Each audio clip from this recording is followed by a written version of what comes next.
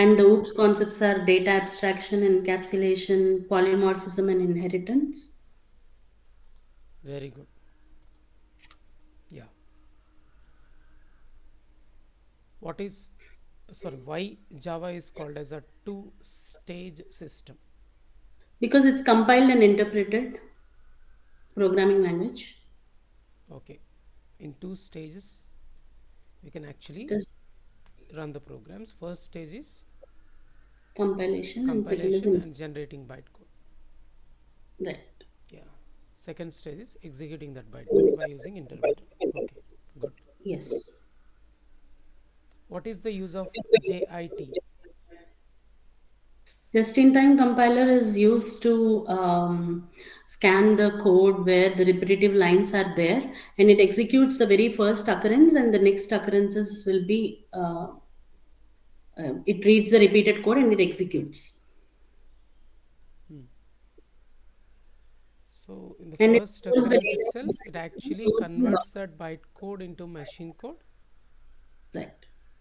For the future purpose means next time కనుక same kind of code కనిపిస్తే execute చేసేటప్పుడు మళ్ళీ ట్రాన్స్లేషన్ చేయకుండా రన్ చేస్తుంది కదా. Yes.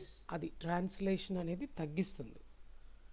Oh, ఫస్ట్ టైమే ఆ హాట్స్పాట్ని ఐడెంటిఫై చేసి కన్వర్ట్ చేసి టెంపరీ స్టోరేజ్ ఏరియా అంటే బఫర్లో పెట్టుకొని నెక్స్ట్ టైం అలాంటి కోడ్ యాజ్ ఇట్ ఈజ్ అలాంటి కోడ్ కనుక యూస్ చేస్తూ ఉంటే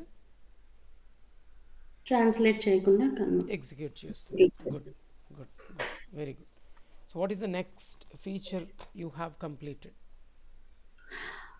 I have completed Java is dynamic, Java being extensible programming language, Yeah, and Java is secured and robust, robust robust. and distributed programming language. I've completed all actually today. Very good, very good. Yeah. Why Java is called as a multi-threaded programming language, and what is the advantage of threads? Because it runs multi-threaded means it runs parallelly. Hmm. So if it runs sequentially, it's going to take more time. Whereas if it runs parallelly and if it's multitasking, it will be fast. Hmm. So by using threads, we can perform multiple tasks simultaneously. Correct. Very good. Hmm. Why Java is called as dynamic programming language? Because it loads the libraries as and when it's needed. Hmm. Like while we compile the code, it will just check the syntax error of that libraries or whatever. But Java is dynamic because it will load the actual libraries when the actual code is getting executed. Like the print statement, మీరు ఆ వీడియోలో Hmm. చెప్పిన Hmm. Example Hmm. వేసారు నాకు Yeah, గుర్తుంది. yeah, good. So a print statement, it is taken from a library, Hmm. and that will be executed when it encounters that print statement in the code. Hmm. Till then, it will not load the library. So it's dynamic, which means in a way it is actually fast as well. Very good. Nice. Uh, Extendable or extensible. Why it is called as extensible programming language? Because it can use the methods which are there in other languages. Actually దీనికి వచ్చే detail explanation తర్వాత కావాలి sir. కానీ ఇప్పటికి అర్థమైంది ఏంటంటే మిగిలిన కోడ్లు అంటే సి లాంగ్వేజ్ ఎక్కడైనా ఏదైనా మెథడ్స్ అవి ఉంటే అవి ఇందులో యూజ్ చేయొచ్చు యా, అని ఆల్రెడీ అర్థం. ఆల్రెడీ ఇన్వెంటర్సే హ్మ్. చాలా సి మెథడ్స్ని యూజ్ చేశారు జావాలో. చూపిస్తాను మీకు ఓకే. నేను. ష్యూర్. వాటిని నేటివ్ మెథడ్స్ అంటారు. So okay. జావాలో ఎక్కడైనా ఇదిగో దిస్ ఈజ్ నేటివ్ మెథడ్ అన్నానంటే అది సి హ్మ్. లాంగ్వేజ్లో రాసిన మెథడ్ అనమాట. అలా ఆ మెథడ్స్ కూడా జావాలో యూజ్ చేయొచ్చు. Okay. If you are using native methods in Java, that means we are able to use the features of, sorry, if you are using yeah, other language methods in Java means what? For example, C language methods I can use in Java, which means హ్మ్. I'm able native to use C features method. also, right? Right. అంటే జావాలో C లాంగ్వేజ్లో ఉన్న features కూడా వాడచ్చు. Java కంటే కొన్ని extra features సిలో కూడా ఉన్నాయి. అంటే సి కంటే జావాలో చాలా ఎక్కువ ఉన్నాయి, కానీ జావాలో లేని కొన్ని ఫీచర్స్ కూడా సిలో ఉన్నాయి.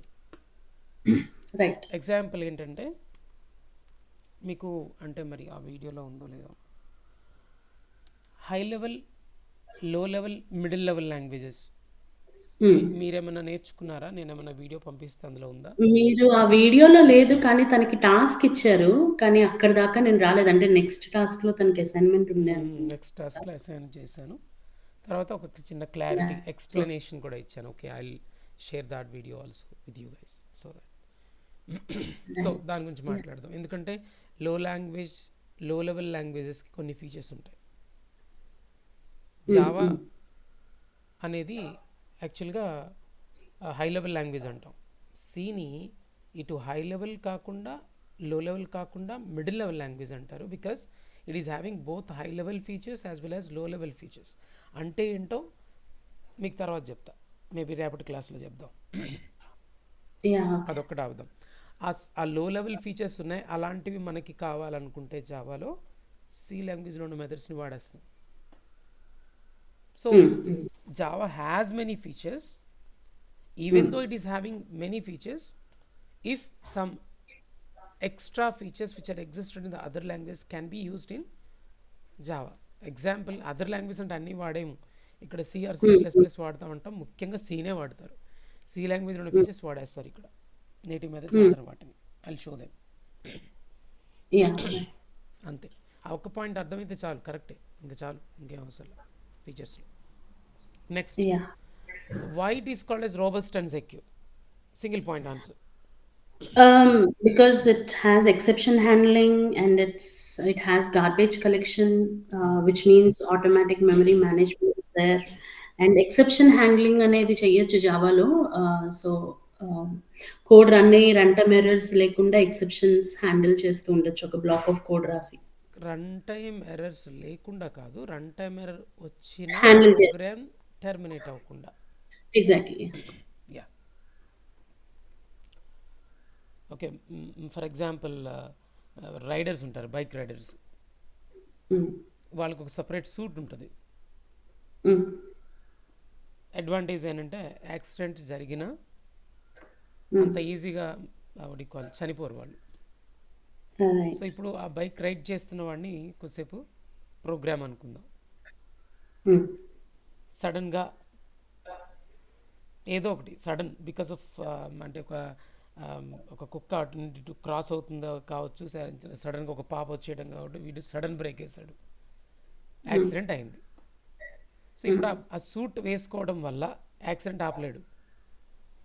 Suit right. దేనికి? స్టోరేజ్. యాక్సిడెంట్ అయితే టెర్మినేట్ మినిమైజ్ అవ్వకుండా చూసుకోవడానికి, తను చావకుండా హ్మ్. చూసుకోవడానికి. రైట్. యాహ్!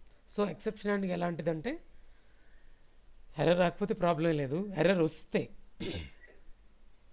ప్రోగ్రామ్ టెర్మినేట్ అవ్వకుండా చేయడానికి ఎక్సెప్షన్ హ్యాండ్లింగ్. వర్డ్లోనే ఉంది హ్మ్. హ్యాండ్లింగ్. హ్యాండిల్ చేస్తాడు తప్ప రాకుండా చేయలేడు. హ్మ్. అంటే ఇప్పుడు ఎర్రర్ వచ్చింది అనుకో, అంటే యాక్సిడెంట్ అయిందంటే yes, because of that suit, because of that exception handling he won't get terminated.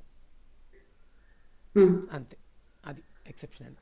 Anyway, so program run టైంలో ఎర్రర్ వచ్చినప్పుడు హ్యాండిల్ చేయకపోతే ప్రోగ్రామ్ అక్కడి నుంచి ఆగిపోద్ది.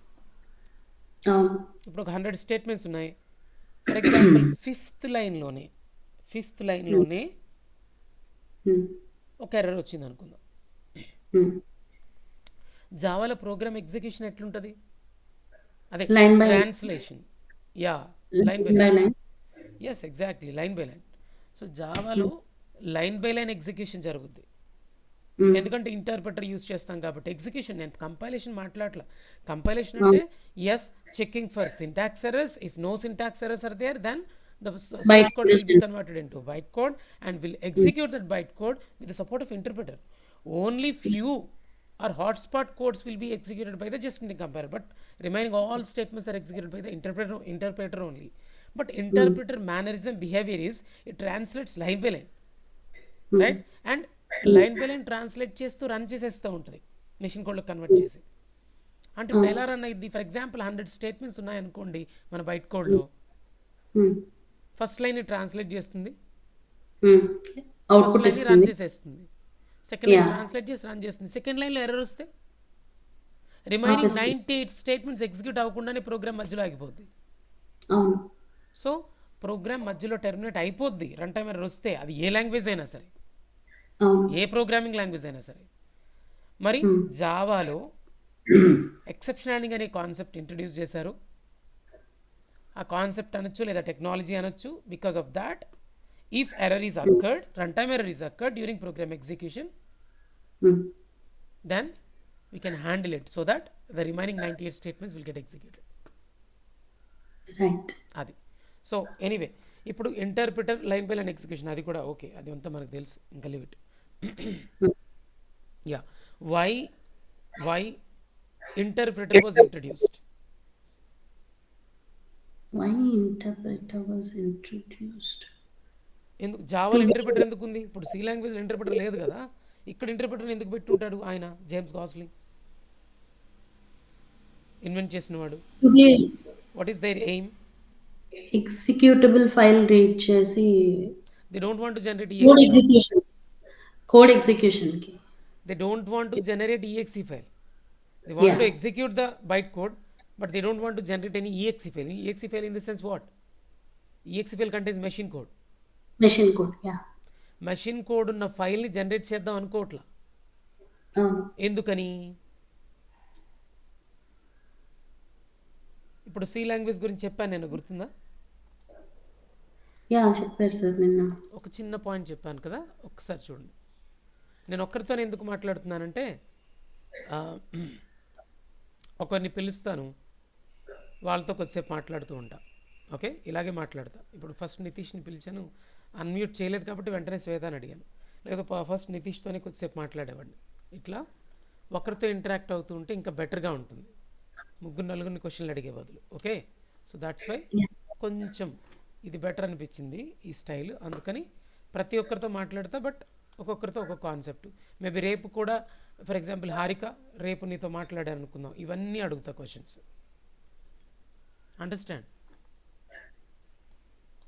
యా. ఓకే. అలా అంటే మీకు ఒక ఇది ఉంటుంది, సార్ నన్ను అడుగుతారు గ్యారంటీగా, అలా.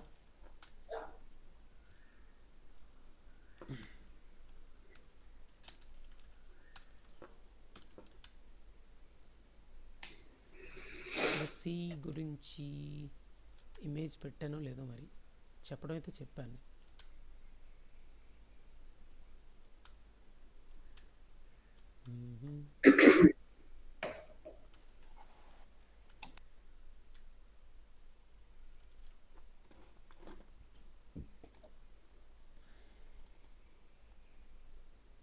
This one I think. ఇదిగో. Let us say I have written C program. Yes. C language was invented by different person, Dennis Ritchie. Right. ఆ ఇన్వెంటర్ వేరు. అప్పట్లో 1970sలో అనుకుంటా ఇన్వెంట్ చేశారు దీన్ని, మర్చిపోయాను కానీ 70s or 80s అప్పుడు ఇన్వెంట్ చేశారు. జావా ఇన్వెంట్ చేసింది 90sలో కదా. అవును. ఓకే, అప్పుడు ఆయన ఇన్వెంట్ చేసినప్పుడు యాక్చువల్గా ట్రాన్స్లేటర్స్ 3 types కదా, కంపైలర్స్, ఇంటర్ప్రిటర్స్, అసెంబ్లర్స్ కదా. తను చూస్ చేసుకుంది కంపైలర్ని వాడదాం సి కోడ్ని మెషిన్ కోడ్లో కన్వర్ట్ చేయడానికి అని. తను చూస్ చేసుకున్నది ఏంటి? కంపైలర్ని యూజ్ చేశాడు సి ప్రోగ్రామ్ని మెషిన్ కోడ్లో కన్వర్ట్ చేయడానికి. అవును. డిసైడ్ చేసేది ఎవరు? ఇన్వెంటర్ కాదా? ఇన్వెంటర్. వాడికంటూ ఒక ఐడియాస్ ఉంటాయి కదా, నేను ఇలా లాంగ్వేజ్ని డెవలప్ చేయాలి అని. అవును. వాడి థాట్ ఏంటంటే, ఇన్వెంట్ చేసిన పర్సన్ థాట్ ఏంటంటే, he wanted to use a translator and he wanted to generate an executable code which contains machine code. Executable file which contains machine code, so that we can run that exe file directly in a computer without any translation needed. అంటే ఈ కోడ్ని వాడు కంప్యూటర్లో డైరెక్ట్గా run చేయాలనుకుంటున్నాడు, వాడి target అది. ఏది ఏ కోడ్ని? Executable code. అదే కంపైలర్ జనరేట్ చేసిన కోడ్ని. ఇంకా ఒక్కసారి ఇలా ఆలోచించు, ఈ కంపైలర్ జనరేట్ చేసిన కోడ్ని డైరెక్ట్గా Hmm. ఎవరికి కావాలంటే వాళ్ళకి ఇచ్చేస్తా. Okay, Hmm. ఇప్పుడు ఫర్ ఎగ్జాంపుల్ ఈ కోడ్ ఉంది కదరా, ఈ కోడ్ని నేను ఇప్పుడు ఫర్ ఎగ్జాంపుల్ హారికాకి ఇచ్చాం. So let us assume that you have given that code. Which code? 1.exe file. Okay, so ఇక్కడ ఇక్కడ ఒకసారి ఇప్పుడు హారికతో మాట్లాడదు. Harika, are you there? Yeah, I'm here. See this, I've written a program called 1.c. Okay. Okay, no, you have written this program. Okay, Okay. the code which is written by us is called as what? Source code. Source code. Okay, which translator Dennis Ritchie used to convert the C program into machine code? Compiler. Compiler. It is called as C compiler. To invoke the C compiler, what is the command actually we give? Control plus F9. F9. So whenever you give this command, C compiler will be invoked that checks about the syntax errors in the program. If it finds no errors, no syntax errors, then the source code will be converted into machine code and total code will be placed on a separate new file. Because it is machine code, this file will be saved as .exe file. See this, whenever you are writing source code, this file must be saved with an extension called .c. ఏ ఎక్స్టెన్షన్తో save అవ్వాలి ఈ file? .c తో. Okay. But whenever you are generating exe file, it should be saved in a file which is having extension of .exe. So .exe ఎక్స్టెన్షన్తో ఉన్న ఫైల్లో save చేస్తుంది ఈ compiler, ఈ పని చేస్తుంది. As well as I would like to mention one more point here. What is that? Because we are using C compiler, because we are using compiler behavior is, at the time of translation, it won't translate line by line. Okay, it won't translate line by line. It translates the total code at a time, all the lines at a time. Compiler behavior is like that. Compiler mannerism, I used to say. So ఏం చేస్తుందిరా అంటే, అరే translate చేసినప్పుడన్నా మొత్తం code ఒక్కసారి translate చేస్తుందా అన్న? ఎవర్రా అది? ఆడెవడో కంపైలర్ అన్న. అవునా, ఓకే. ట్రాన్స్లేట్ చేసి ఏం చేస్తుందిరా అన్న? దాని బిహేవియర్ ఇంకోటి ఉందా అన్న? ట్రాన్స్లేట్ చేసింది ఒక్క దగ్గర స్టోర్ చేసి పెట్టుకుంటుందా అన్న? ఎక్కడ స్టోర్ చేస్తుందిరా? ఇక్కడ ట్రాన్స్లేట్ చేసిన కొన్ని. అరే ఒక కొత్త ఫైల్ క్రియేట్ చేసిందన్న, ఎక్స్టెన్షన్ మాత్రం .exe అని ఉంటుంది, దాంట్లోకి వెళ్ళి ప్లేస్ చేసిందన్న మొత్తం సోర్స్ కోడ్ మిషన్ కోడ్లో కన్వర్ట్ చేసి. ఓకేరా, మరి ఎందుకురా ఇట్లా కన్వర్ట్ చేసింది? ఇప్పుడు చెప్పు Harika. In your system you have written C program, you have compiled it by giving control F9 command. What code is generated, in which file it is stored? So .exe file లో save చేస్తుంది and source code to machine code కి convert చేస్తుంది. ఇప్పుడు నువ్వేం చేసావంటే, Harika has given that 1.exe file to like నితీష్కి ఇచ్చావు అనుకుందాం, త్రూ మెయిల్ సెండ్ చేసావు అనుకుందాం ఆ exe ఫైల్. నితీష్ ఈ ప్రోగ్రామ్ని తన సిస్టంలో, ఇది నితీష్ సిస్టమ్ అనుకుందాం, and Nitish system is running with, but now my question is, Harika, tell me what is the operating system your computer is running with? Mac. Okay, Mac OS, right? So Harika has written this program and generated exe file in the Mac OS. Okay. ఈ machine code ఏ ఓఎస్తో run అవుతున్న కంప్యూటర్లో generate అయిందో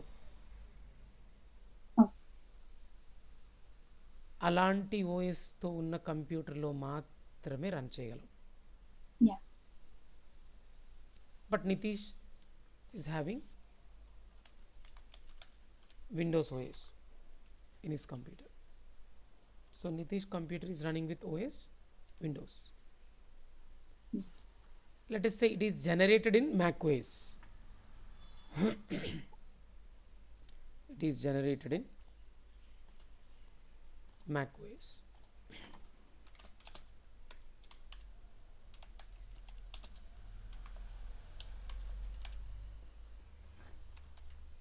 Mac ఓఎస్లో generate అయింది అనుకుందాం.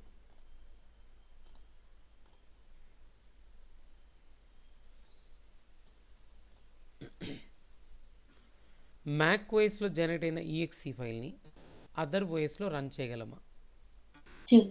చేయలేం.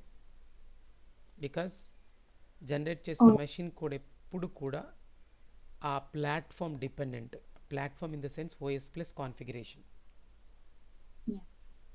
So OS plus your configuration, your systems or your laptop's configuration, I don't know what it is. And if you want to run this exe file, to whom I am giving this exe file, in his system,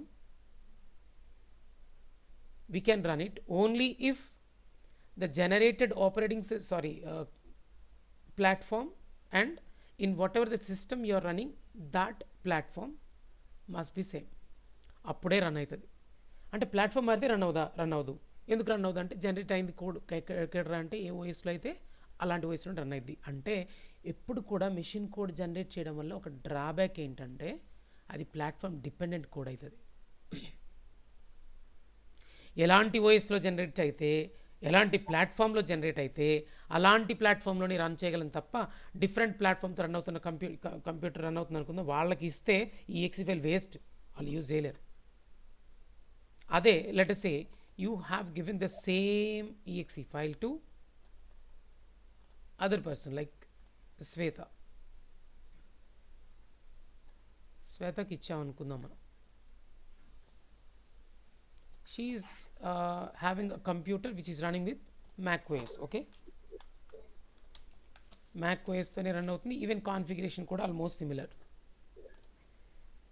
అంటే నీ system laptop configuration లాగానే almost ఉంది. ఇప్పుడు OS కూడా same ఉంది, configuration కూడా almost similar ఉంది. So I can execute this file here because it is generated in Mac OS, right? Mac ఓఎస్లో జనరేట్ అయింది కాబట్టి ఇది కూడా మ్యాక్ ఓఎస్ కాబట్టి ఇక్కడ రన్ అవుతుంది. బట్ ఇక్కడ కుదరదు, ఛాన్సే లేదు. అందుకే అసలు సి లాంగ్వేజ్ని ప్లాట్ఫామ్ డిపెండెంట్ అని ఎందుకని అంటారంటే, ఎవరికైతే మనం సాఫ్ట్వేర్ ఇస్తామో సిలో డెవలప్ చేసి, సాఫ్ట్వేర్ ఇవ్వటం అంటే సోర్స్ కోడ్ ఇవ్వరా? ఏ ఫైల్ ఇస్తాం? .exe ఫైల్ ఇస్తాం. ఇప్పుడు మీరు నిన్న చూసుంటారు, నిన్న చూసారా జేడీకే సాఫ్ట్వేర్ డౌన్లోడ్ చేశారా? డౌన్లోడ్ చేసినప్పుడు ఈఎక్సీ ఫైల్ డౌన్లోడ్ చేసి ఉంటారు, చూసారా మీరు? విండోస్ ఓఎస్ అయితే, ఓఎస్ అయితే డిఫరెంట్. విండోస్ ఓఎస్ అయితే మీరు .exe ఫైల్ డౌన్లోడ్ చేసి ఉంటారు, జావా సాఫ్ట్వేర్. ఎనీవే, ఓకే అదంతా ఎందుకులే కానీ కన్ఫ్యూజ్ చేయదలుచుకోలేదు మిమ్మల్ని. మీకు ఇప్పుడు క్లారిటీ వచ్చిందా? ఏంటది? సి లాంగ్వేజ్లో ఒక సాఫ్ట్వేర్ డెవలప్ చేస్తే వెండర్కి ఆర్ క్లయింట్కి మీరు ఇచ్చేది .c ప్రోగ్రామ్నా .exe ఫైల్నా అంటే yes sir we will give .exe file అంటారు. అర్థమైందా?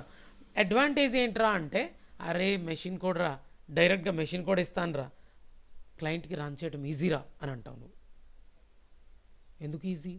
ఏ ట్రాన్స్లేషన్ అవసరం, డైరెక్ట్గా మెషిన్ కోడ్ అది కంప్యూటర్లో డైరెక్ట్గా రన్ అయింది వితౌట్ ఎనీ ట్రాన్స్లేషన్, చాలా ఫాస్ట్ అని చెప్తావు. అందుకే C programs are faster than Java. ఎందుకంటే ఇచ్చేది మెషిన్ కోడ్ని వేరే వాళ్ళకి. అదే నువ్వు జావా కాన్సెప్ట్కి రా. ఇంకొకటి ఇక్కడ మీరు హైలైట్ చేయాల్సిన పాయింట్ ఏంటి? Why C became platform dependent, tell me now. ఇది చెప్తే మనం జావా ఎందుకనేది మీరే చెప్తారు. డిఫరెన్స్ కావాలి మనకి. ఒక పాయింట్ నేర్చుకునేటప్పుడు హరీబరీగా తొందరగా ఫీచర్స్ అయిపోయి ప్రోగ్రామ్ స్టార్ట్ చేసేని ప్రోగ్రామ్ అట్లా కాదు కదా. చెప్పే పాయింట్ క్లియర్గా ప్రతి పాయింట్ అర్థం అవ్వాలి కదా, అప్పుడు మనకి కాన్ఫిడెన్స్ వస్తుంది కదా. అందుకే లేకపోతే నిన్న చెప్పేసింది మళ్ళీ డిస్కస్ చేయడం ఏంటి ఇప్పుడు కదా. సో ఆ క్లారిటీ, ఫుల్ క్లారిటీ రాని, నో కన్ఫ్యూజన్స్. ఓకే, ఇప్పుడు చెప్పండి, అసలు సీని ప్లాట్ఫామ్ డిపెండెంట్ అని ఎందుకంటారు Harika? Now tell me. Yeah అంటే ఈ సోర్స్ కోడ్ ని మిషన్ కోడ్ గా డైరెక్ట్ గా మారుస్తుందండి without any translator. So and moreover like ఆ dot exe file only. One point. First point, please repeat the first point, Harika. So without any translator. No, wait. Without any translator? Yeah I mean like compiler use చేసుకొని direct. Yeah, exe file we are generating using compiler only. Yeah Mm, I mean after like compile చేశాక execution కి ఏ translator అక్కర్లేదు. అవసరం లేదు. That's cool. Very good. And That is ఇది the advantage, dependent. right? Yeah that is Whatever the point you have mentioned, that is advantage. What is that advantage? We can execute the software because we are providing exe file directly without any translation. That's very good point, important point and advantage of C. And it is faster because no need of any translation, direct execution because it is machine code. What is the disadvantage? It can't. It can't be used. Yeah, wait. Sveta, wait. Harika. Yeah disadvantage ఏంటంటే platform dependent. Same OS or system configurations match అవుతూనే వేరే system లో execute చేయగలం. ఎందుకనంటే అరే మనం ఇచ్చిన software ఉంది కదరా, సేమ్ ఓఎస్ అయితే రన్ అయితే లేకపోతే రన్ అవ్వదు అంటే డెవలప్ చేసిన వాడు ఏం చేస్తాడు, క్లయింట్ దగ్గరికి వెళ్ళి బాబు మేము ఈ ఎన్విరాన్మెంట్లో ఈ కాన్ఫిగరేషన్లో లేదా ఈ ప్లాట్ఫామ్లో డెవలప్ చేసాం, సో నీ దగ్గర కూడా అలాంటి ప్లాట్ఫామ్ ఉంటేనే రన్ అవుతుంది, అందుకే ఇదిగో నేను అంతా సెట్ చేస్తున్నాను, ఎన్వైర్న్మెంట్ని నేను సెట్ చేస్తున్నానని వాడు ల్యాప్టాప్ని మొత్తం ఏదైతే ల్యాప్టాప్ ఉంటుందో ఆ ల్యాప్టాప్ సేమ్ కాన్ఫిగరేషన్తో ఉన్నట్టే తయారు చేసేసి క్లయింట్ ఎన్వైర్న్మెంట్లో ఈ exe ఫైల్ ఇచ్చేస్తాం, వాడికి రన్ అయింది, పర్ఫెక్ట్గా రన్ అయింది వాడికి. ఇప్పుడు అదే కాన్సెప్ట్ ఒక్కసారి ఆలోచించు, జేమ్స్ గాస్లింగ్ ఏమని థింక్ చేసి ఉంటాడు? జేమ్స్ గాస్లింగ్ ఏమనుకున్నాడు? I wanted to develop a platform independent language not like C అని అనుకుందాం, నువ్వే కొద్దిసేపు అనుకో ఏమని. నేనే జేమ్స్ గాస్లింగ్ అయితే ఎప్పుడైనా చూసారా మా బంగారాన్ని? ఒకసారి చూసారా? నేను ఒక 20 సంవత్సరాల నుంచి జావా మీద బ్రతుకుతున్నా, అంటే అదర్ లాంగ్వేజ్ టీచ్ చేస్తున్నాను, చేయట్లేదు అనట్లేదు, బట్ 20 సంవత్సరాల నుంచి నా ఫీల్డ్ స్టార్ట్ అయింది జావాతో. ఆ తర్వాత మధ్యలో పైథాన్కి షిఫ్ట్ అయ్యాను, పైథాన్ చెప్తున్నాను, అవన్నీ కామన్, బట్ ఇంకా చాలా చెప్తున్నాం అలా. కానీ నా జర్నీ స్టార్ట్ అయింది జావాతో. ఒక రకంగా చెప్పాలంటే ఈ బంగారం వల్ల నేను బ్రతుకుతున్నా అంతేగా. ఇదిగో ఈయనే ఆ వసీకర్, ఆ రజనీకాంత్, జేమ్స్ గాస్లీ. ఓకే, ఊరికనే చెప్పా, చూస్తారని ఒకసారి.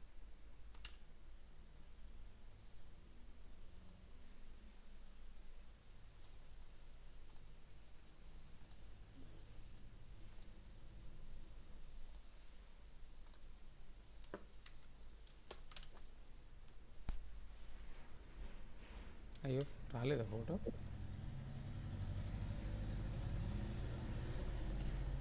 చూద్దాం, రాకపోతే అది ఓకే వచ్చింది.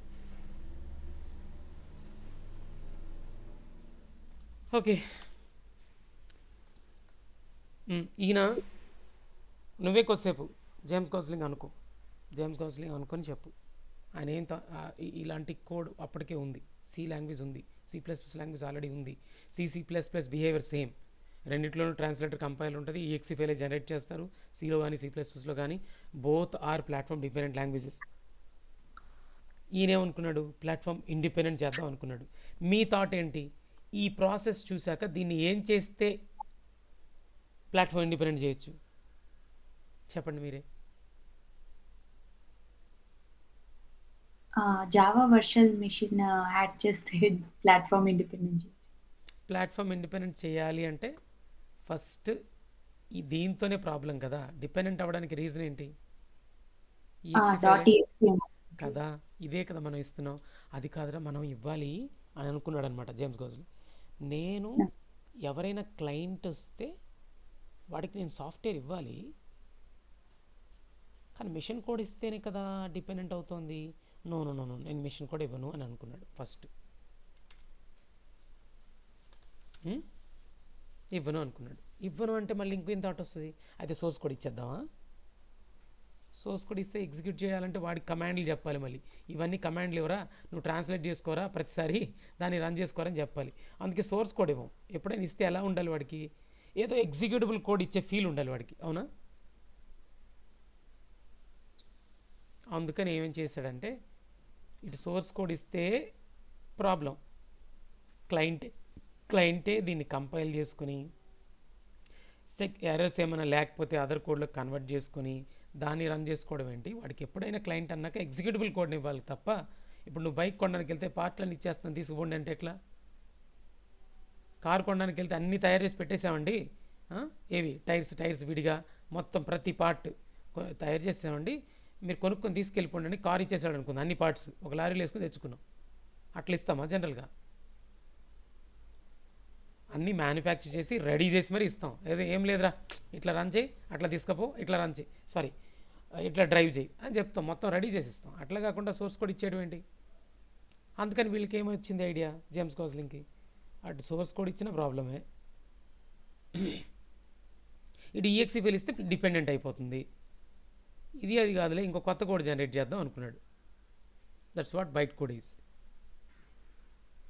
ఓకే, ఇటు సోర్స్ కోడ్ కాదు అది, అటు మెషిన్ కోడ్ కూడా కాదు. ఇప్పుడు ఇంటర్మీడియట్ కోడ్ జనరేట్ చేశాక వాడికి ఏం ఐడియా వచ్చి ఉంటుంది, అరే ఇంటర్మీడియట్ కోడ్ జనరేట్ చేసాం సూపర్ బాగానే ఉంది, బట్ దీన్ని రన్ చేయడానికి కంప్యూటర్కి అర్థమైద్దా? కంప్యూటర్కి అర్థం అవ్వని లాంగ్వేజ్ అది, బైట్ కోడ్, బైనరీ కోడ్ కాదే.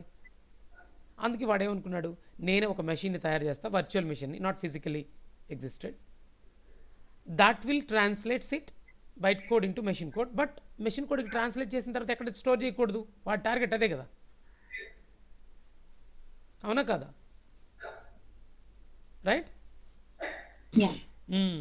టార్గెట్ ఇప్పుడు అచీవ్ అవ్వాలి, అందుకే ఆలోచించాడు, అరే ఈ కోడ్ని అసలు ట్రాన్స్లేట్ చేయాలంటే ఏం కావాలి, అసలు ఒక కోడ్ని అదర్ కోడ్లకు ట్రాన్స్లేట్ చేయాలంటే ఏం కావాలి కంప్యూటర్స్లో? ట్రాన్స్లేటర్ కావాలి, అంతే కదా? యా, ట్రాన్స్లేటర్స్ ఎన్ని టైప్స్ ఉన్నాయి శ్వేత? 3 types. Compiler, interpreter, assembler. ఉన్నవి 3 అయినప్పుడు జేమ్స్ గోస్లింగ్ ఆలోచిస్తాడుగా, ఏమని, ఉన్నాయి 3 ట్రాన్స్లేటర్స్, ఏది వాడదాం ఇక్కడ అని ఆలోచించాడు. కంపైలర్ యూజ్ చేస్తే దాని గురించి వీడికి తెలుసు, కంపల్సరీ ఒక ఫైల్ జనరేట్ చేసి పెట్టిద్ది, ట్రాన్స్లేట్ చేసిన మెషిన్ కూడా ఒక ఫైల్లో పెడుతుంది. సీలో జరుగుతున్నదే కదా, కంపైలర్ వల్లనే కదా. అందుకే వీడు ఏమనుకున్నాడు, కంపైలర్ యూజ్ చేయను అనుకున్నాడు. కంపైలర్ కాకుండా ఇంకేమున్నాయి translators? Interpreter, assembler. Assembler use చేద్దామా అంటే అసెంబ్లర్ని ఓన్లీ ఒక పర్పస్ కోసం వాడతారు, అసెంబ్లీ లాంగ్వేజ్లో రాసిన కోడ్ని మెషిన్ కోడ్లో కన్వర్ట్ చేయడానికి మాత్రం వాడతారు. అది ఫిక్స్ అయిపో. నువ్వు రాసేది అసెంబ్లీ లాంగ్వేజా, జావా లాంగ్వేజా? జావా. అందుకే జేమ్స్ గోస్లింగ్ ఏమనుకున్నాడు, అసలు అసెంబ్లీ లాంగ్వేజ్ తప్ప దేనికి పనికిరాదు ఈ అసెంబ్లర్, దాన్ని పక్కన పెట్టేశాడు. కంపైలర్ వద్దని ఫిక్స్ అయిపోయాడు, ఎందుకంటే ఈ don't want to generate exe file. Intermediate code ఎందుకు జనరేట్ చేశాడు తెలుసు, ఇప్పుడు అది డిస్కస్ చేసాం. సోర్స్ కోడ్ వద్దు, ఈఎక్సీ ఫైల్ వద్దు, మధ్యలో ఒక కోడ్ జనరేట్ చేద్దామని. అప్పుడు మాత్రం కంపైలర్ సపోర్ట్ ఎందుకు తీసుకున్నాడు చెప్పు? ఈ బైట్ కోడ్ జనరేట్ చేయడానికి కంపైలర్ సపోర్ట్ ఎందుకు తీసుకున్నాడు? Any guess guys? Because he wants to have that syntactically checked and give, అంటే executable code with less errors, అంటే విత్ నో ఎర్రర్స్ ఇద్దాం.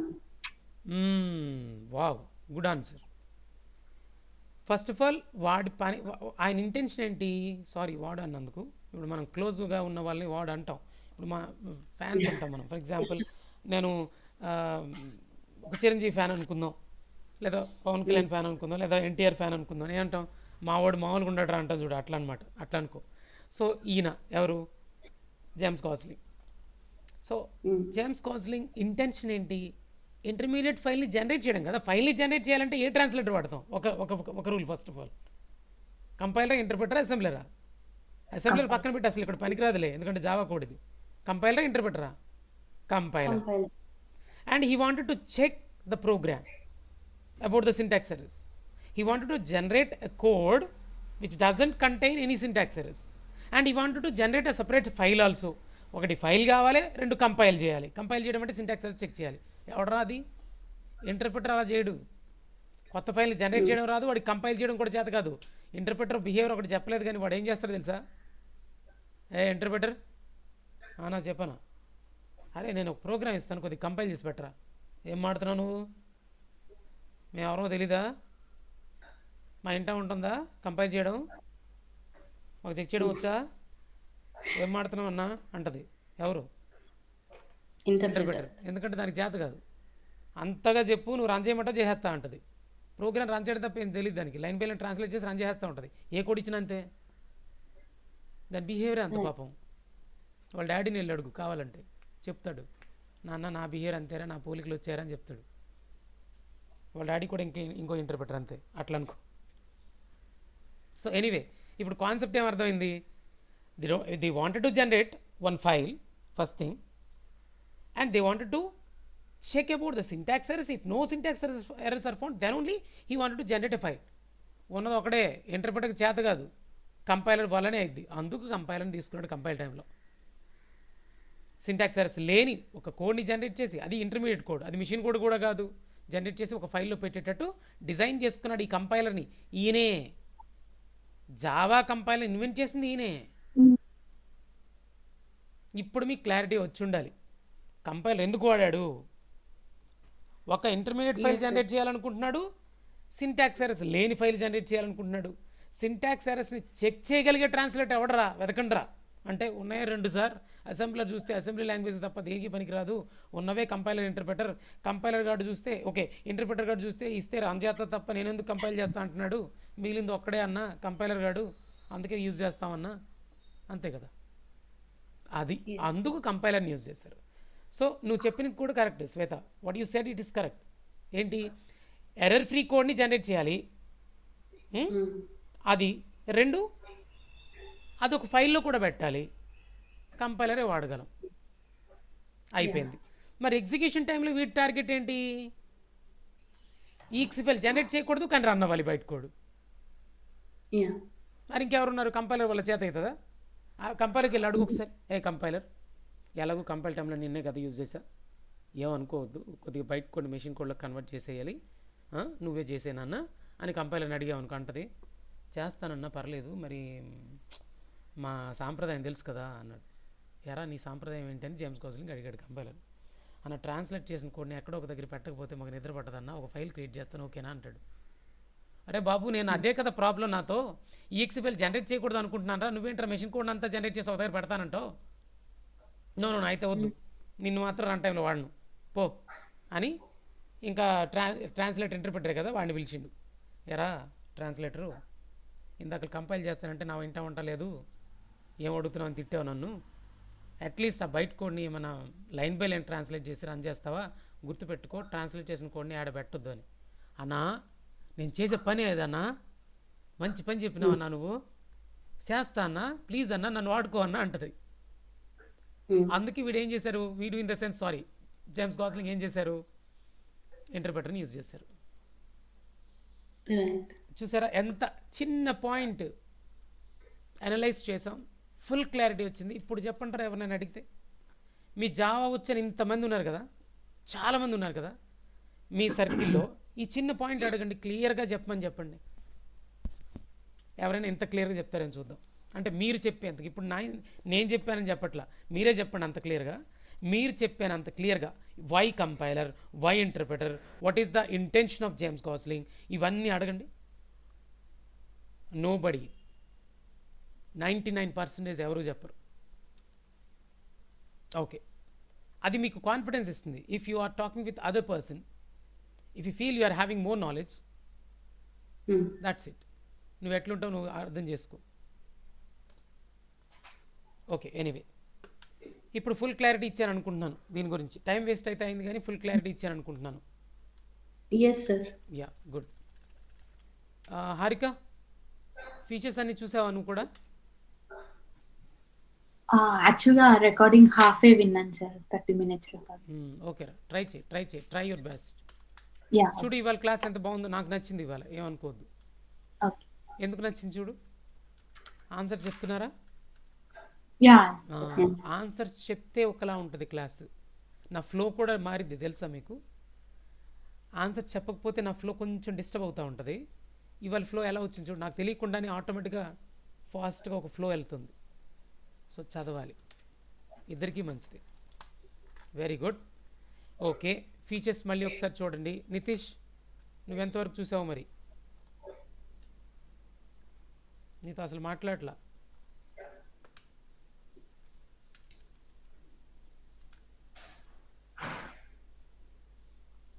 మౌనవ్రతంలో ఉన్నావు బంగారం,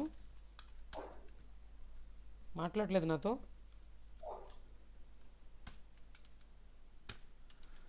ఓకేరా, ఇప్పుడు మనం ప్రోగ్రామ్స్ రాయాలి.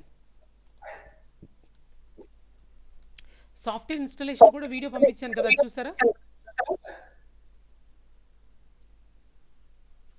యాక్చువల్లీ వీడియోస్ ఏం రాలేదు నిన్నటి నుంచి. నిన్న వీడియో రాలేదు సార్, ఇన్స్టలేషన్ వీడియో ఏమి. ఓ అసలు బిజీ, అసలు నీకు తెలుసా, మార్నింగ్ ఇప్పుడు 5కి స్టార్ట్ చేశానా, రాత్రి 8:30 వరకు చెప్పా క్లాస్, ఒక రకంగా కంటిన్యూస్గా. మీ తర్వాత నెక్స్ట్ క్లాసు, ఆ తర్వాత వెంటనే 9కి మళ్ళీ క్లాసు. ఓకే, 9 నుంచి కంటిన్యూస్ 6 o'clock వరకు క్లాస్. అది ఇది కార్పొరేట్. 6 తర్వాత వెంటనే 6 అనుకున్నాం కానీ మర్చిపోయాను, అడ్వాన్స్ జావా వాళ్ళకి మళ్ళీ టీచ్ చేశాను మధ్యలో. ఇది ఒక 6 వరకు చెప్పాల్సి వస్తే 5:30 వరకు కంటిన్యూస్గా చెప్పి క్లాస్ వీళ్ళది క్లోజ్ చేసి 5:30 నుంచి 7 వరకు జేఎస్పి చెప్పి అడ్వాన్స్ జావా. 7 నుంచి 8:30 అయిపోయింది ఎవరిది పైథన్ క్లాస్ ఒకటి. రాత్రి 8:30 అలా క్లోజ్ చేశా. మార్నింగ్ 5కి ఇప్పుడు స్టార్ట్ చేసి, అసలు గ్యాప్ లేదు అప్లోడ్ చేసి షేర్ చేయడానికి. గోయిందా అయిపోయింది, మర్చిపోయాను, సారీ. ఇవాళ పంపిస్తాలే. క్లాస్ కూడా అటాచ్ చేయండి. యా ఏంటి ఇవాళ క్లాసా? నిన్నది, నిన్న నేను మిస్ అయ్యాను యాక్చువల్గా. నిన్న క్లాస్ కూడా పంపించలేదు. క్లాస్ రికార్డ్ చేశారా సార్ నిన్న క్లాస్ మీరు? రికార్డ్ చేశాను కదరా, చేశాను. యా, అది పంపించలేదు సార్. అయితే ఓకే, ఒకసారి పంపిస్తే చెక్ చేస్తా. Just minute.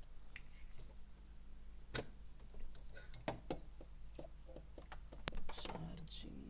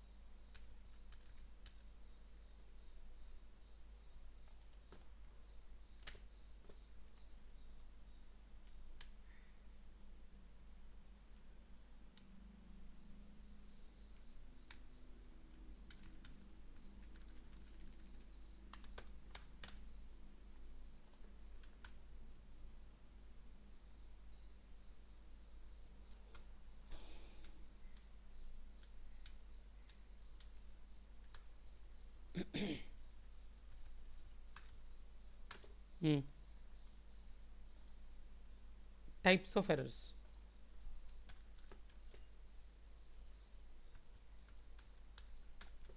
ఎర్రర్స్ 3 టైప్స్ ఉంటాయని చెప్పాను, మీకు చెప్పలేదు అనుకుంటా. ఓకే, ఎర్రర్స్ అనేవి యాక్చువల్గా 3 టైప్స్ ఉంటాయి. ఎందుకంటే మనం ఎక్సెప్షన్ హ్యాండ్లింగ్ అన్నాం, రన్ టైమ్ ఎర్రర్ అన్నాను, గుర్తుందా? యా యా ఆ వీడియోలో ఉంది సార్, నిన్న ఫీచర్స్ వీడియోలో తన దాంట్లో చూసారా అయితే? ఉంది.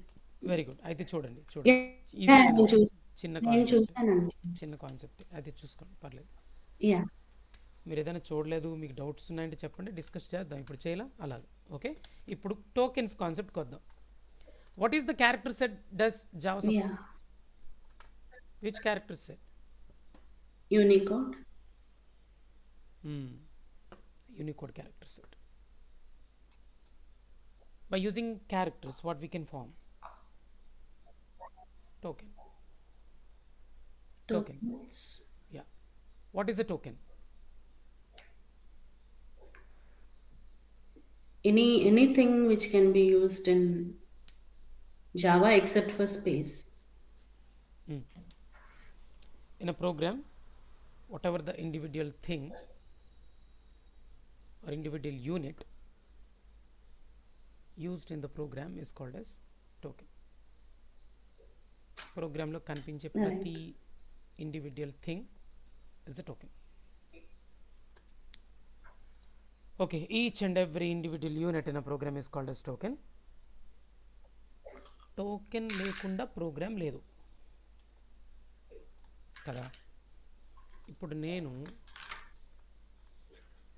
మనం లాస్ట్ రాసిన ఈ ప్రోగ్రామ్ చూస్తే, ఈవెన్ న్యూ ప్రోగ్రామ్ ఒకటి రాస్తున్నాను,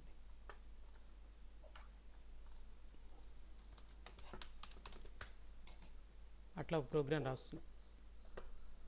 గుర్తుందా మీకు? ఒక చిన్న విషయం చెప్పాను ప్రోగ్రామ్ రాస్తూ ఉండేటప్పుడు. In C or C plus plus or Java, how to write a block, how we can write a block? ఒక బ్లాక్ని ఎలా రాస్తాం? చూడలేదా? మర్చిపోయారా? వదిలేసారా? Class name curly braces. Curly braces, that's it, it's a block. Okay, మీరు మర్చిపోయిన పర్లా, at least మాట్లాడండి నాతో, అంతే చాలు. Okay, so it's a block, it's a block. బ్లాక్కి ఒక నేమ్ ఇచ్చా, అండ్ క్లాస్ అని ఒక వర్డ్తో డిఫైన్ చేసా.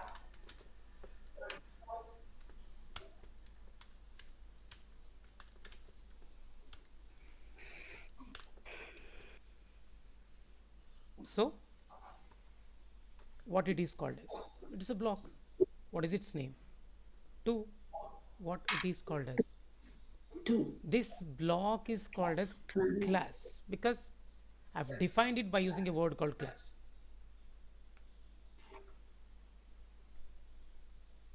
అంతేనా? రైట్. Okay, class. అలాగే ఇంకొక బ్లాక్ రాసా.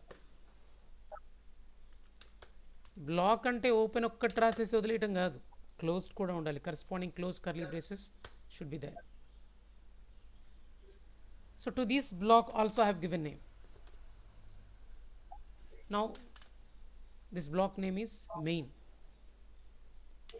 After name I am giving pair of parentheses. ఎప్పుడైతే ఒక బ్లాక్ నేమ్ తర్వాత ఇలా brackets or pair of parenthesis ఇచ్చాను, you can say it is a method. Other లాంగ్వేజ్లో అయితే దీన్ని ఫంక్షన్ అని కూడా అంటారు.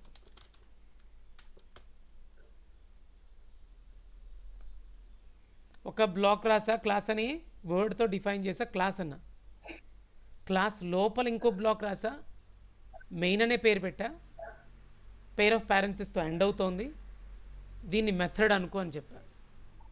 ఇంకా అదర్ టోకెన్స్ ఏవేవో రాస్తున్నాను, మీకు ఎక్స్ప్లెయిన్ చేయట్లా నేను. పబ్లిక్ అని, స్టాటిక్ అని, these are all tokens, that's it.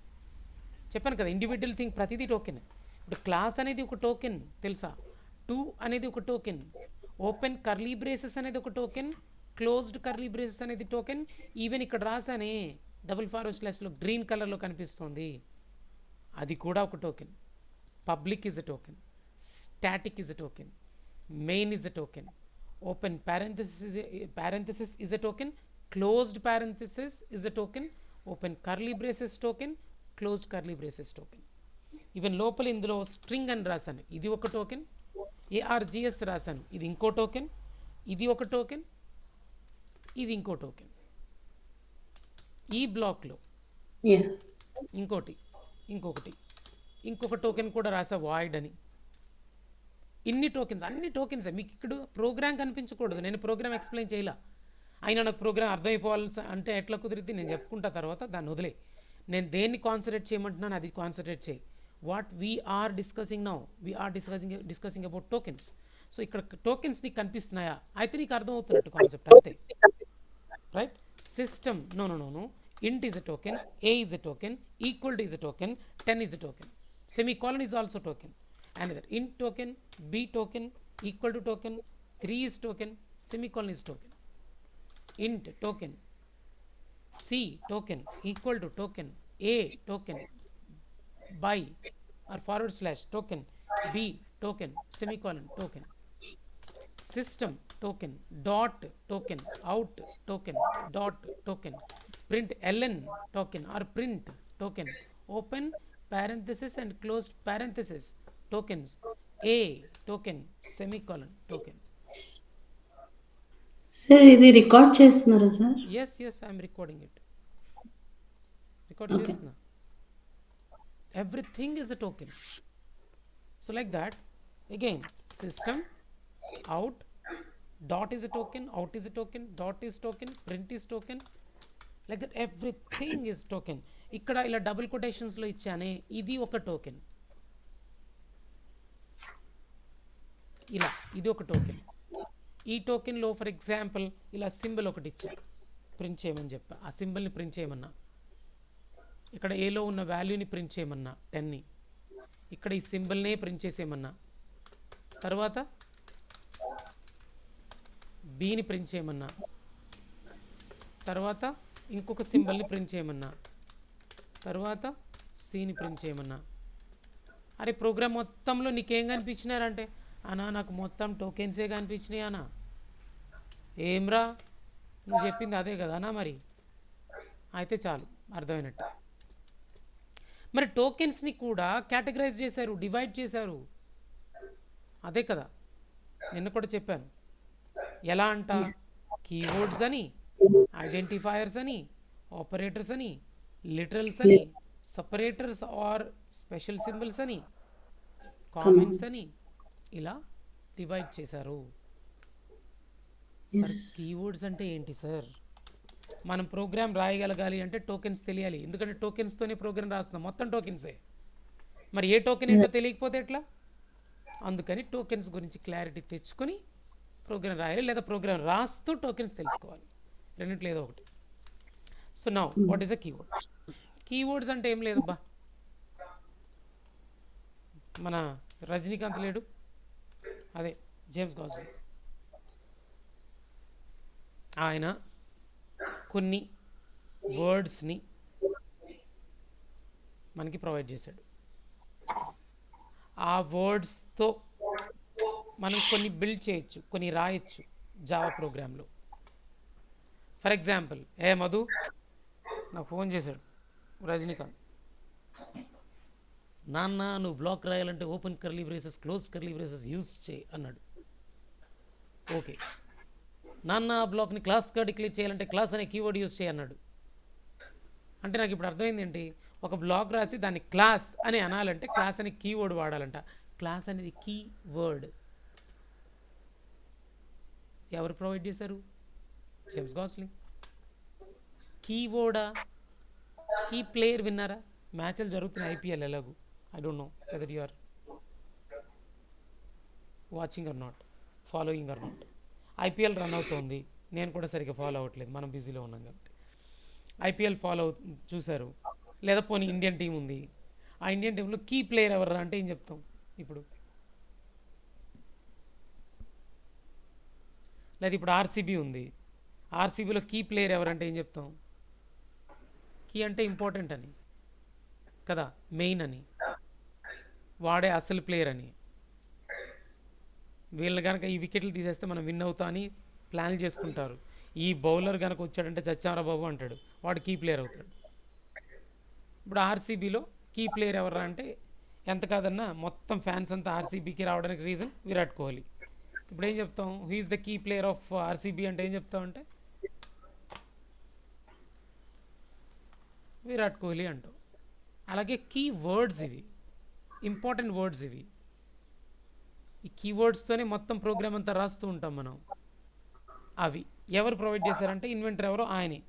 అరే ఇది కీవర్డ్ రా అని చెప్పాడు నాకు, ఫోన్ చేసి చెప్పాడు నాకు జేమ్స్ గోస్లింగ్, మధు క్లాస్ అనేది కీవర్డ్ నాన్న బంగారం, okay.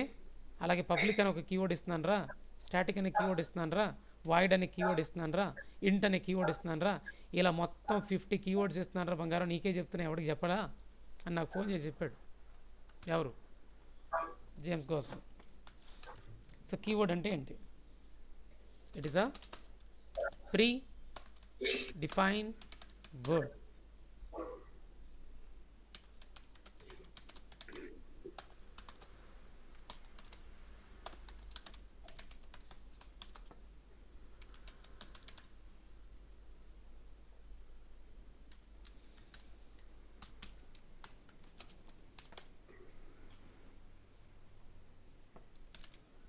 For example,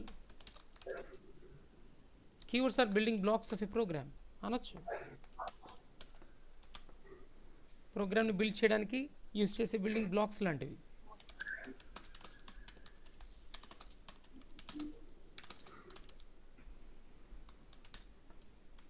For example, class is a keyword which is used to write a class.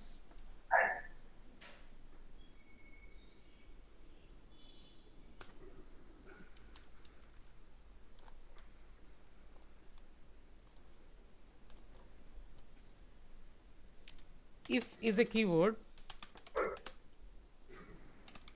which is used to write conditions in Java.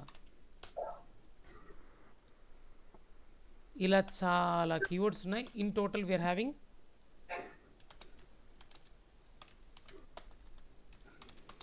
50 keywords in Java. టోటల్గా 50 కీవర్డ్స్ని provide చేశారు.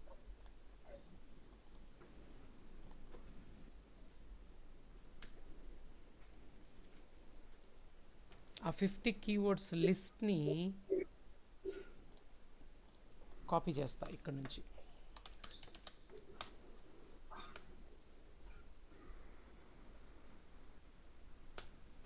ఇదిగో.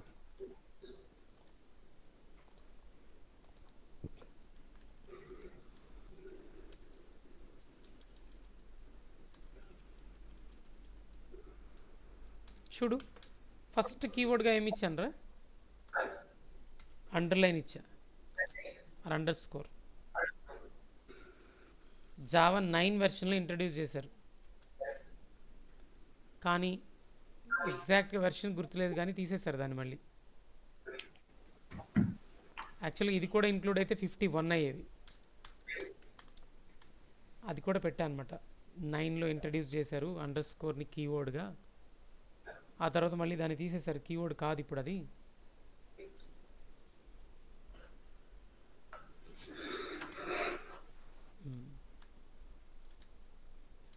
Conclusion రాసాను చూడండి అక్కడ. ఈ నోట్స్ ప్రిపేర్ చేసినప్పుడు వేరే వాళ్ళకి ఎవరికో అప్పుడు జేడీకే 22/4 ఉంది, ఇప్పుడు 24 అనుకుంటా కదా. 24, yes sir. సో ఆ వెర్షన్ ఏముంది. సో కన్క్లూజన్ ఏంటంటే, now in the latest versions we are having only 50 keywords, not 51, because of Underscore is removed.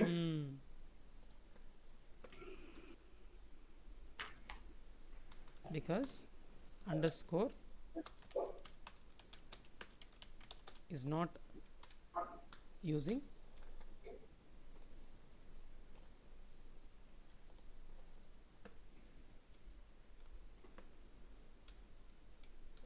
Not available as a keyword in the latest versions అంటే చాలే.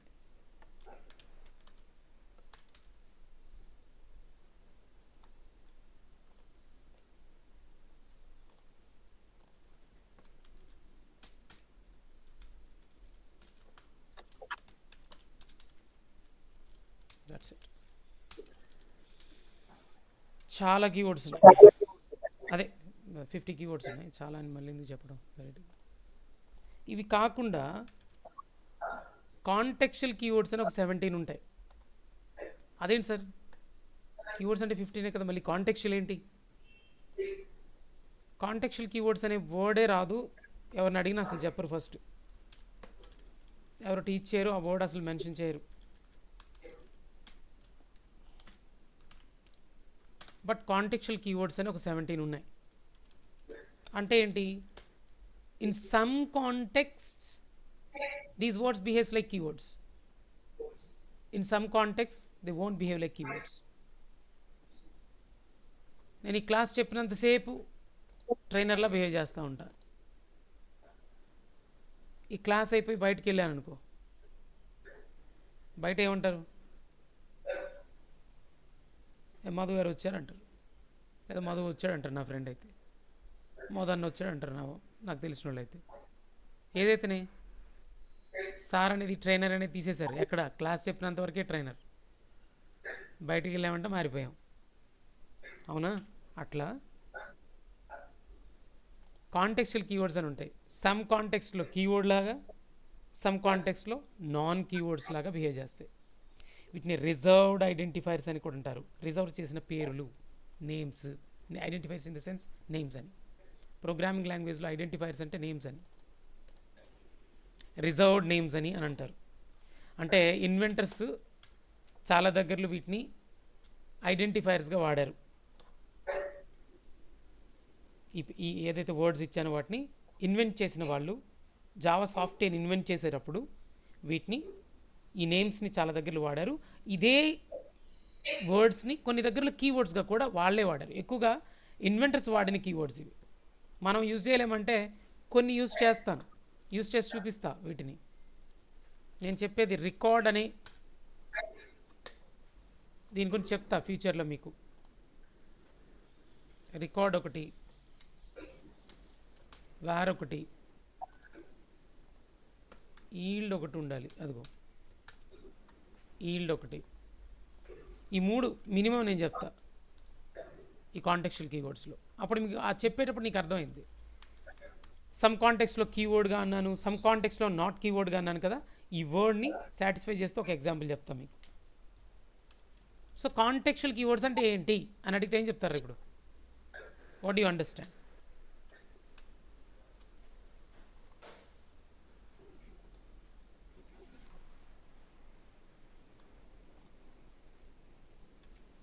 Hello, total keywords ఎన్ని ఉన్నాయి? 50 keywords ఉన్నాయి. Contextual keywords ఎన్ని ఉన్నాయి? 17 ఉన్నాయి. Contextual keywords అంటే ఏంటి? Those are sometimes they are keywords They behave like based on the context. They have been used. They are keywords. అంతే. సమ్ కాంటెక్స్లో కీవర్డ్స్లో వాడతాం, సమ్ కాంటెక్స్లో కీవర్డ్లో బిహేవ్ చేయవు, వేరే విధంగా వాడతాం. అదంటే ఏంటో నేను ఎగ్జాంపుల్ చెప్తే మీకు అర్థమవుతుంది. అది గుర్తుపెట్టుకోండి చాలు, చెప్పేంత వరకు గుర్తుపెట్టుకోండి. కాంటెక్చువల్ కీవర్డ్స్ అంటే సమ్ కాంటెక్స్లో కీవర్డ్స్లో బిహేవ్ చేస్తాయి. సో ఇంకా ఈ కీవర్డ్స్ అయిపోయింది అంటే ఐడియా వచ్చింది. కీవర్డ్స్ అంటే ప్రీడిఫైన్ వర్డ్స్ అని. ప్రతి కీవర్డ్కి ఒక మీనింగ్ ఉంటుంది, ఒక పర్పస్ కోసం వాడతాం.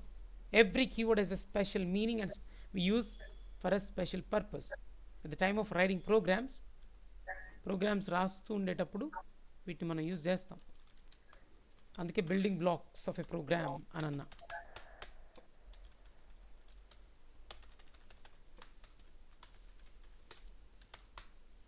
యా,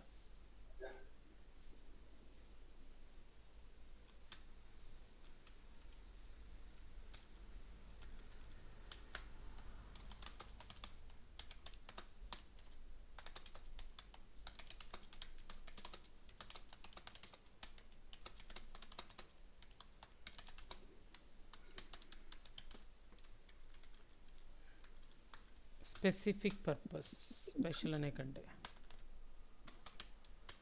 అట్లా. Done. Okay, so will continue tomorrow. Ya, ఏమైనా అసైన్మెంట్ ఇస్తారా సార్? అసైన్మెంట్ ఇద్దామా? ఇస్తే ఇది ఇది ఇద్దాం. ఇది ఎవరిది? ఇది రిషితానా? రిషిత పక్కన పెట్టు. యా, అంటే రిషితాకి ఎవ్రీ వీడియోలో ఏదో ఒక అసైన్మెంట్ ఇస్తూ ఉన్నారు కదా, సో ఇస్తున్నాను. Okay okay okay, if you are interested I'm ready. మీరు వర్క్ చేస్తున్నారు కాబట్టి మ్మ్, కొద్ది భయపడ్డా ఇవ్వడానికి, అంతే, ఇంకేం లేదు. యా, చిన్న చిన్న అంటే అట్లీస్ట్ నాలెడ్జ్ పర్పస్. నాలెడ్జ్ కోసం చూడడం మంచిదే కదా. ఇది సెల్ఫ్ లెర్నింగ్ అనేది నేర్చుకోవాలి మనం. లైక్ నేను చెప్పిందే పర్ఫెక్ట్, నేను చెప్పిందే ఫైనల్ అని ఎప్పుడూ డిపెండ్ అవ్వకూడదు ట్రైనర్ పైన. ఎప్పుడైతే మనం సెల్ఫ్ లెర్నింగ్కి అలవాటు పడతామో అప్పుడు ఈ ఫీల్డ్ అంటే ఏ ఫీల్డ్ అయినా సరే మనం అలా సక్సెస్ అలా అయిపోతాం. మీరు చెప్పిందే ఫాలో అయిపోతున్నాను sir. In fact literals, types of literals ఆ వీడియో కూడా చూశాను. నెక్స్ట్ది మ్హూ. హర్షితది. అయితే మీకు అర్థమైపోయి ఉంటుంది. కీవర్డ్స్, ఆ, ఐడెంటిఫైర్స్, లిటరల్స్ వరకు వచ్చేసి ఉంటారు మీరు. యా, దట్స్ అవును కూల్, సార్. That's cool. అదే కావాలి నాకు, అలా ఫాస్ట్ ఉంటే మంచిది. అంటే చూసాను కానీ హ్యాండ్స్ ఆన్ అంటే ప్రోగ్రామింగ్ అది మీరు ఎక్స్ప్లెయిన్ చేస్తే ఇంకా ఇంకా చెప్పలేదు కదా, ఇంకా ప్రోగ్రామింగ్లోకి వెళ్ళలేదు కదా మనం.